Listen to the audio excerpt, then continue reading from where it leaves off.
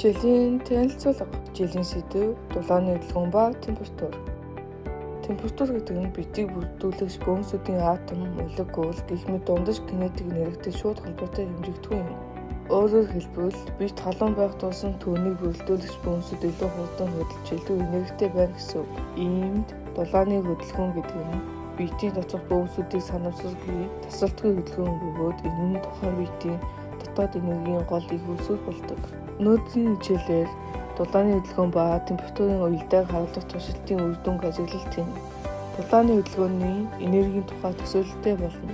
Хичээлийн зорилго: дулааны хөдөлгөөн ба температурын уялдааг ойлгож, дулааны дамжууллын процессыг бодит амжилт хэрэглэж чадах болох.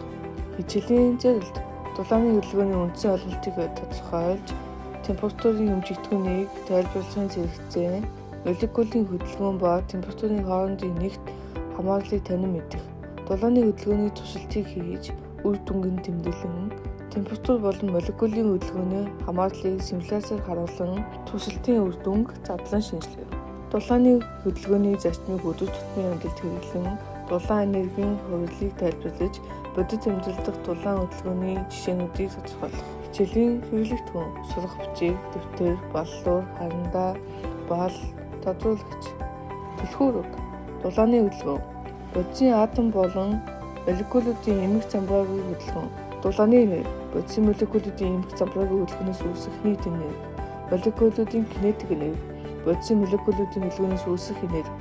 Броуны хөдөлгөөн: шингийн эсвэл хийн доторх жижиг тоосомсууд нь орчин тойрныхоо молекулуудтай мөргөлдсөний улмаас эмх замбраагийн хөдөлгөөнд орох үзэгдэл. Диффуз: бодисын бэсрэг хэсгүүд молекул ион өндөр концентрацтай хэсгээс бага концентрацтай хэсгүүдэд харахаж жиг тархалт үүсгэх процесс.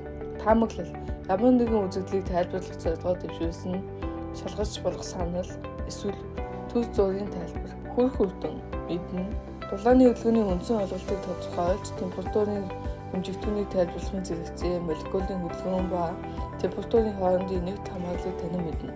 Дулааны хөдөлгөөний туршилтыг хийж үр дүнгийн тэмдэглэн, температур болон молекулын хөдөлгөөний хамаарлыг симуляцаар харуулан туршилтын үр дүнг задлан шинжилж чаддаг болох. Хэрэглэн: дулааны хөдөлгөөний зарчмыг өдөр тутмын амьдралд хэрэглэн, дулааны энергийн хувилбарыг тайлбарлаж, бодит амьдрал дахь дулааны хөдөлгөөний жишээнүүдийг тодорхойлно.